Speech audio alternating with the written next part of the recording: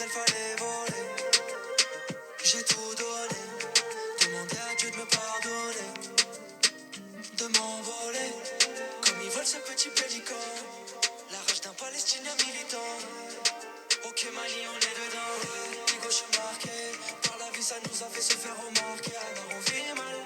Les gauches marquées, sur le terrain trop cramé, obligé de se démarquer, alors on vit, on survit, plongé dans l'ennui, plein de douleurs sans cri, alors les gauches marquées, complètement tard. On y est enfin. Après 3 ans de carrière, MMZ sortent leur ultime album Sayonara. Le titre signifiant au revoir en japonais et la présence d'un cerisier oriental sur la cover de l'album, on comprend que cet album est l'occasion pour le duo d'exprimer son amour pour la culture nippone. Avant tout, Sayonara constitue leur dernier projet en duo, mais les deux ne sont pas du tout arrêtés là en solo. Spoiler, ce sera le sujet du prochain épisode. C'est posé ici. Bon, quand ils ont annoncé l'album, les deux l'ont qualifié de leur 3e et meilleur album. Sans surprise, je vais leur donner raison, mais on va voir pourquoi. Je vais éviter de m'attarder sur chaque son, car sinon, je me connais, l'épisode ne se finirait jamais. Sayonara contient 17 titres pour un seul featuring, toujours avec Jet de la F430 qui a vu débuter Moha, sur le track Nicky Larson. Le 29 novembre 2018, la MMZ sort le clip de Zizou, dont j'ai passé le son juste avant. Le titre est un solo de Moha, sans vrai refrain, qui est pour moi juste excellent. Ils parlent de leur vie en cité, sur une prod juste parfaite de BBP, beatmaker qui a entre autres créé l'instru de Naha, Deux Frères ou encore Onizuka, simplement de PNL. Le clip met en scène les problèmes de drogue et autres soucis dans lesquels va grandir un jeune de cité. Il se conclut en montrant une session studio du duo, puis alors que l'instru d'un autre morceau du projet se lance, on voit Moha accrocher le disque d'or de Enda dans leur hall d'immeuble. Ce clip est donc la manière parfaite pour eux de remercier leur quartier et de se souvenir comment ils en sont arrivés là. Le 27 février 2019, c'est Valar Morghulis qui sort, accompagné de son clip. Le titre renvoie au dernier épisode de la saison 2 de Game of Thrones, série à laquelle le duo a fait de nombreuses références. Valar Morghulis peut se traduire par « Tout homme doit mourir ». Sachant que le son sera l'intro de Sayonara, savoir cela donne une autre dimension au titre et au projet entier. Après avoir sorti le tigre pour le clip d'Orion, Moha et Laser sont accompagnés d'un cheval et de loup ici, deux animaux assez présents dans la série. Ils vont alterner les plans dans leur cité enneigée, thème récurrent dans Game of Thrones, et dans des environnements plus futuristes. En plus d'un bon court-métrage, le son est aussi très bon, avec un passe-passe du duo dans les couplets très bien gérés. Le refrain, plus planant, dénote du reste du son, mais s'ancre dans cet univers assez posé. Je ne rêve plus, toi je t'aime bien, je te tuerai un dernier. Et je t'avance pas sinon je recule. Faut que tu paies avant de consommer. Argent comptant, rebeu comptant. Je veux une féfé pour être dans les temps. Ils sont contre nous mais on serre les dents. Si toi méchant, moi trop méchant. Au fond je te baise, pour la monnaie. Ouais je suis fort, tu le sais, je le sais. Mais pas le temps de rigoler.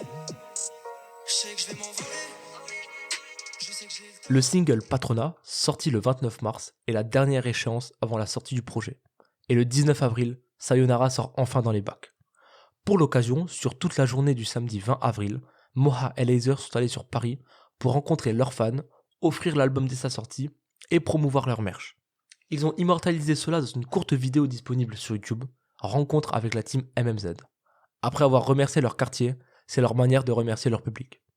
L'album fera 20e au classement Snap en France, mais il n'obtiendra aucune certification, contrairement aux deux précédents. Cependant, c'est véritablement l'album le plus abouti et le plus travaillé du duo selon moi. Bon, il faut que j'essaie de rester objectif, parce que si je laisse le cœur parler ici, l'album devrait être numéro 1 partout, sans blague. Non, il y a des sons comme Coca, Sur la Lune ou Pour la Vie qui sont en dessous du reste. Moins de prise de risque, un mixage un peu plus moyen et des paroles moins soignées font que l'album n'est clairement pas un sans faute. Mais peut-être que ces sons semblent moins bons parce que le reste du projet est excellent. Outre les deux sons déjà évoqués, des titres comme Donne-moi ton cœur, John Gotti, Benef ou Zen exploitent à fond le potentiel des deux artistes. Les prods, déjà d'une grande qualité, sont en parfaite adéquation avec les flows tantôt mélodieux planants et tantôt plus rappés que le duo a produit. On sent davantage de maîtrise de l'autotune et des top lines bien meilleurs qu'avant.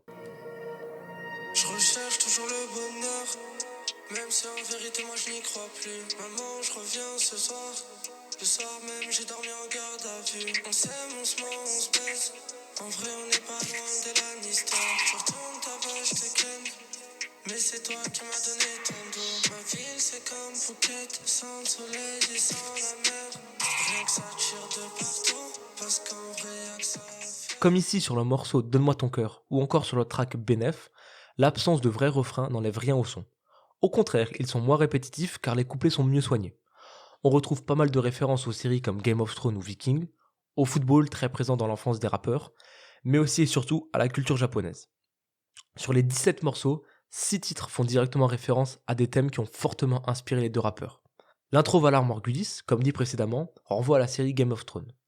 Le titre suivant, Manolo, fait référence au personnage de Manny Ribera dans Scarface. Le duo ne cache pas son amour pour ce film, car comme pour beaucoup de rappeurs, le personnage de Tony Montana représente le modèle parfait de l'anti-héros pourri mais plein d'argent. Pour celle-là, j'en suis moins sûr, mais le titre Patrona peut faire allusion à la série américano-mexicaine La Patrona, diffusée en 2013.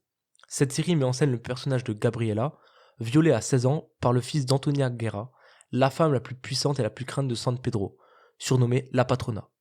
Après être tombée enceinte, elle décide de fuir la ville pour donner naissance à son fils David, avant d'y revenir 5 années après. Le titre peut donc faire référence à cette série, ou bien simplement vouloir dire la patronne. Le 8e titre, John Gotti, porte le nom d'un des plus grands mafieux de New York. John Gotti, d'origine italienne, est devenu le parrain de la famille Gambino, l'une des plus dangereuses organisations de la ville. Le 23 juin 1992, il est condamné à la perpétuité sans possibilité de liberté conditionnelle, sous le chef de 16 accusations majeures.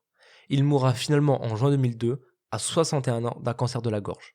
Mais sa vie et son histoire, comme de nombreux autres mafieux, ont inspiré plusieurs films et séries. Le titre d'après, Nicky Larson, nous plonge en plein dans la culture nippone. En effet, c'est le titre de l'adaptation en animé du manga japonais City Hunter, diffusé par le Club Dorothée entre 1990 et 1995. La série a eu un fort succès en France et a marqué l'enfance de beaucoup, notamment des deux rappeurs.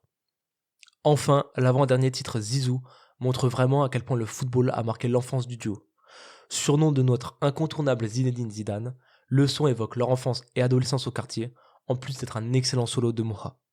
Dans plusieurs de leurs interviews, Moha et Laser approfondissent ce rapport qu'ils ont eu plus jeunes au football, en expliquant que d'une part, ils ont joué avec le club de leur quartier comme beaucoup d'autres jeunes, et d'autre part que certains de leurs proches sont partis faire carrière dans ce sport. Toutes leurs inspirations sont résumées dans les titres de leurs sons, mais si on veut découvrir qui ils sont réellement, il nous faut cliquer pour aller écouter leurs paroles. C'est comme si cet album faisait le sommaire de leur vie. Enfin, pour conclure sur Sayonara, je ne pouvais pas vous parler d'un de mes titres favoris du rap français, Capuché dans le club. Ok, money, ben. Charbon toute la night.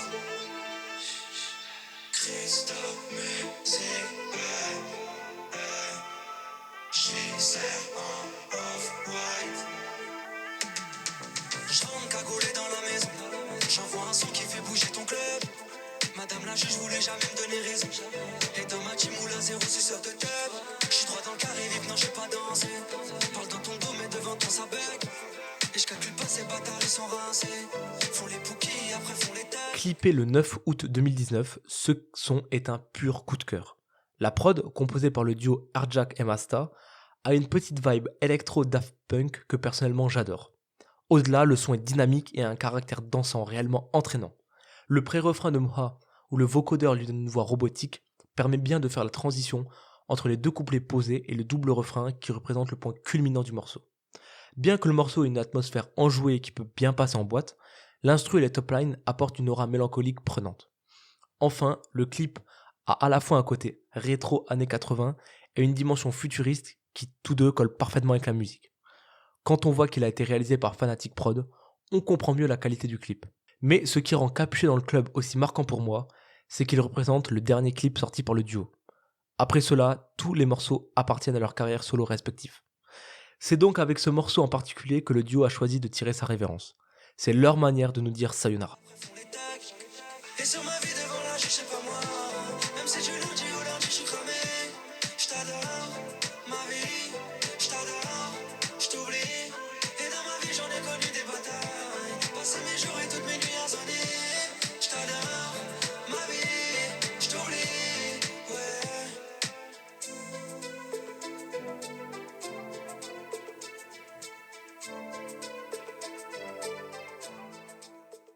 Après cela, Moha et Laser sont partis chacun de leur côté pour revenir un an après, en solo cette fois. Mais ne vous inquiétez pas, ce sera le sujet du prochain épisode, la suite de la MMZ. Avec Sayonara, le duo a pu dresser une sorte de bilan, à la fois de leur passé au Tarteret et de leur succès dans le monde de la musique. L'album aborde chacun des thèmes qui leur sont chers, et comme toujours, on sent une réelle amélioration musicale. Les prises de risques sont réussies, et les morceaux ne font pas doublon. L'absence de certification dénote aussi d'un projet plus qualitatif et moins mainstream. Malheureusement ou heureusement, le titre n'a pas menti, et cet album clôt, du moins pour le moment, la discographie de la MMZ. Mais bon, quand on conclut sa carrière par un tel album, est-ce que ça vaut vraiment le coup de revenir, au risque de décevoir? À présent, c'est à mon tour de vous dire sayonara. Merci de m'avoir écouté jusqu'ici, prenez soin de vous, et je vous dis à la semaine prochaine pour traiter de l'après sayonara.